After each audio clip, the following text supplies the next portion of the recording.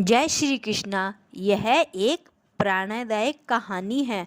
हम सभी को कभी कभी अपनी ज़िंदगी में दूसरों की तुलना करते हैं।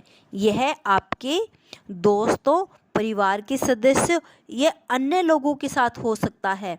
हम अक्सर यह भूल जाते हैं कि हर व्यक्ति अलग होता है और उनके पास अपनी अपनी क्षमताएं, सपने और प्राथमिकताएं होती है। इस कहानी में हम एक ऐसे युवक के बारे में जानेंगे जो यह सिखाती है कि अपनी तुलना किसी से नहीं करना किसी भी महत्वपूर्ण मायनों में खुद की तरक्की को रोक सकता है। राजीव नामक एक भारतीय युवक था जो एक छोटे से गांव में रहता था। उसका सपना था वह एक दिन बड़ा आदमी बनेगा। वह पढ़ाई पर बहुत ही प्रतिबद्ध था और उसके पास अपनी किताबों के साथ अपनी अपनी दुकानें खोलने का सपना था।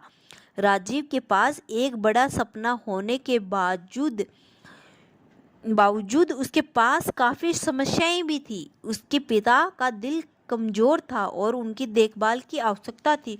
उसके बावजूद राजीव ने अपने सपने को पूरा करने का निश्चय किया। उसने अपनी पढ़ाई के साथ साथ अपने पिता की देखभाल भी की। राजीव ने अपनी पढ़ाई पूरी की और एक अच्छे किराए की दुकान खोली। वह अच्छा काम कर रहा था। उसकी दुकान की ग्राहकों की संख्या दिन प्रतिदिन बढ़ रही थी। राजीव का सपना था कि वह अपनी दुकान को और बढ़ावा दे और अपने गांव को ज़्यादा सुविधा दे सके। उसने अपनी मेहनत और समर्पण के साथ काम किया, अपने लक्ष्यों की ओर बढ़ते रहे। एक दिन राजीव के गांव में एक नई दुकान खुली जो उसकी दुकान की तुलना से अधिक विशाल और मॉडर्न थी। उसके बाद ग्राहकों की संख्या राजीव की दुकान से कम हो गई और उसकी आर्थिक स्थिति गिरावट में हो गई। राजीव के दोस्त और परिवार के सदस्य उसे सलाह देने लगे कि वह अपनी दुकान को और बढ़ा देने के लिए कुछ कदम उठाए और उन्होंने ऐसे दुकान की तुलना करने के लिए प्रोत्साहित किया। लेकिन राजीव ने न केवल अपने सपनों को खोया बल्कि उसने अपने खुद के मूल्य माप को भी खो दिया। वह यह भूल गया कि उसकी दुकान उसके पास काम करने के लिए थी और वह अपने तरीके से अच्छा काम कर रहा था। एक दिन राजीव अपनी दुकान के पास बेहद थका हुआ घर आया। वह अपने दोस्त सुरेश से मिलकर उसकी समस्या के बारे में बातें करने बैठा।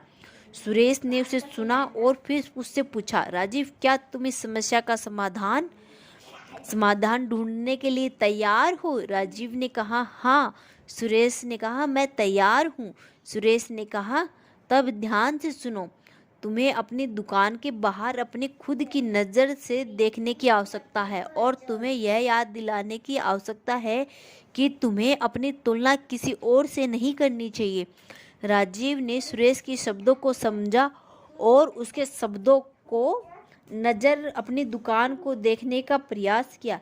देखा कि उसकी दुकान उसके लिए काम कर रही थी और उसके सपने की ओर बढ़ रही थी। वह खुश हो गया क्योंकि उसने यह देखा कि उसकी मेहनत और त्याग के बिना भी वह कुछ प्राप्त कर सकता है। राजीव ने सुरेश की सलाह का पालन किया और अपनी दुकान पर अधिक मेहनत करना जारी रखा। वह अपने ग्राहकों के साथ अच्छे रिश्तों को बनाए रखने के लिए समय देने लगा और उनकी सेवा में सुधार करने के लिए प्रतिबद्ध रहा। धीरे धीरे राजीव की दुकान फिर से सफल हो गई और उसकी आर्थिक स्थिति में सुधार होने लगा। वह अपने सपनों की ओर बढ़ रहा था और उसकी दुकान ग्राहकों के लिए एक प्रिय स्थल बन गई थी। राजीव ने यह सीख लिया कि सफलता को मापने का सही तरीका है कि आप अपने खुद की मूल्यों को माप करें और यह नहीं कि आप दूसरों की तुलना करें। वह यह भी समझ गया कि हर व्यक्ति क्षमताएं और सपन अद्वितीय होते हैं और आपको अपने सपनों को और बढ़ने के लिए अपने स्वयं की तुलना करने की आवश्यकता नहीं है।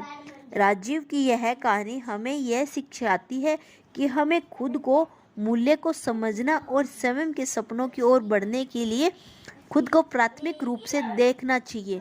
हमारी सफलता हमारे व्यक्तिगत मापदंडों और लक्ष्यों के आधार पर होनी चाहिए और हमें दूसरों की सफलता से अपनी तुलना नहीं करना चाहिए। इस कहानी का संदेश है कि आप अपनी मेहनत और संग्रह के माध्यम से अपने सपनों को पूरा कर सकते हैं और दूसरों की तुलना करने की कोई आवश्यकता नहीं है। आपकी सफलता आपके खुद की मूल्य योग्यता के आधार पर होनी चाहिए और आपको अपने सपनों को बढ़ने के लिए सबसे पहले खुद की तुलना करने की आवश्यकता नहीं है।